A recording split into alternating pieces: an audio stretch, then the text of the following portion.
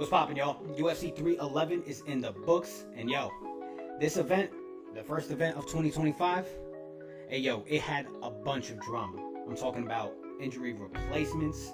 We also saw some rising stars stumble. We had some upsets. It was an event worthy of the record books. And of course, hey, we're gonna talk about it.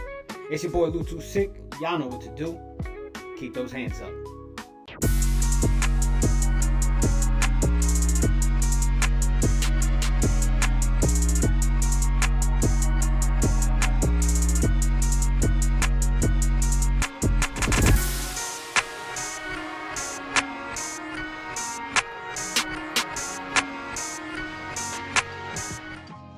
What's poppin', y'all? It's your boy Lou Too Sick, back in the lab, back at it.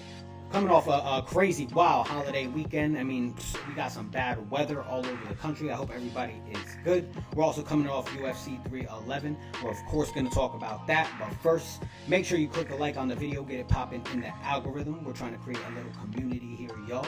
It's one based on the one thing that we love the most. And that's violence. Y'all know what we do. This is a RingWarriors TV update where we cover basically the latest news happenings in the world of combat sports, whether that be professional wrestling, boxing, MMA, and yo, there's been a lot of stuff happening on every single front.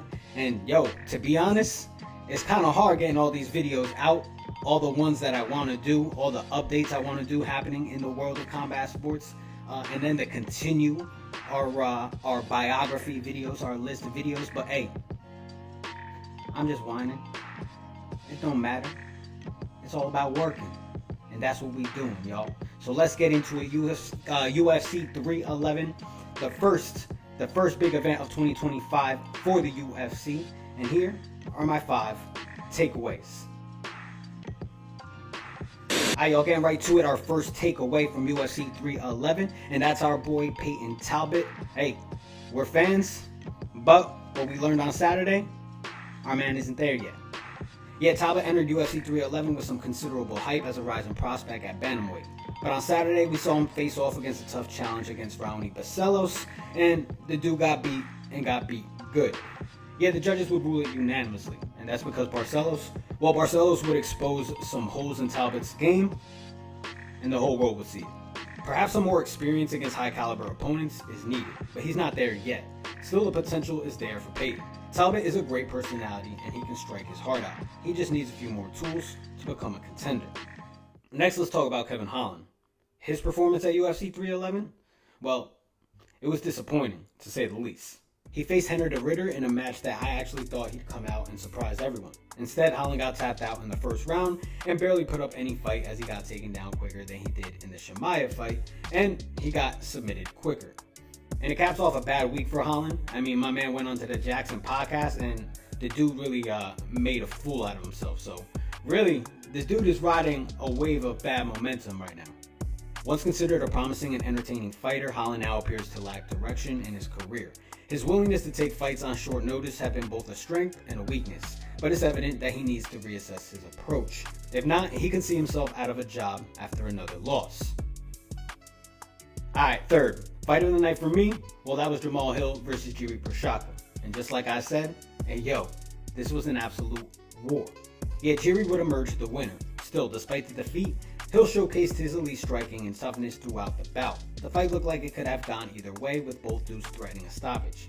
So while we as fans like to clown Hill a lot of the time, I think he deserves his flowers. This dude's got some skills, and he may not be champion level, but he's a legitimate force deserving of respect. After all, this is just the latest in a string of wars that he's given us. Alright, now for the co-main and main events. First, the co-main, and that was Merab Dvalishvili. Well, he proved that he's an all-time great with an upset, a pretty unanimous decision win against Umar Nurmagomedov. Yeah, it was Merab's wild pace that ended up breaking Umar. It's crazy to hear myself even say that. But Dvalishvili was relentless all night. He withstood the early attack by Umar in round 1 and 2, and then let his conditioning take over. It was wild because you could see the demeanor on the Nurmagomedov corner clearly change. I mean, it was a complete contrast to what they were like during fight week. I mean, particularly Umar, who seemed like he was confident that he was going to go in and get that belt. Now that confidence, it seems a little misplaced. This performance by Merab solidifies his status as one of the all-time greats in the bantamweight division. Despite his dominance, Dvalishvili often flies under the radar in GOAT conversations. But look at his resume. Henry Cejudo, Peter Yan, Sean O'Malley, and now Umar? Well, it's time to recognize his achievements and place him among the elite fighters in MMA history. And in the main event, we had Islam Makhachev face off against Renato Moicano for the UFC Lightweight Championship, and that fight ended pretty quick. Islam was able to submit him with a Darce choke in the first round. Nothing too much to say here. Moicano was a late replacement. Makhachev handled him like he was supposed to. It's perhaps another example of why he's probably the most well-rounded fighter from 155 to 170. His style presents a nearly unsolvable puzzle for his opponents, and it's becoming increasingly clear that he could dominate guys all the way up to welterweight. There's just one thing though. Realize how I said 155 to 170. Well, that's because perhaps Islam's biggest threat is coming from a guy under 155. Yeah, I'm talking about Ilia Topuria. It's become increasingly clear that this is the fight that I want to see. Both guys are well-rounded, have great skill sets. Both guys are young, and both guys come to fight. Topuria has already signaled that he wants to fight. To me, it's really a matter of when. If Makhachev goes up though, the prospects of that ever happening become slim. So the time for the UFC to make it happen, well, that may be now. Regardless, y'all, I think it was a solid first event for 2025. You guys let me know what you guys think in the comments. Again, make sure to click a like on the video, get it popping in the algorithm so we can continue growing this community. We have a lot more stuff we're working on that we'll be releasing throughout the week. Just make sure you stay tuned and always keep those hands up.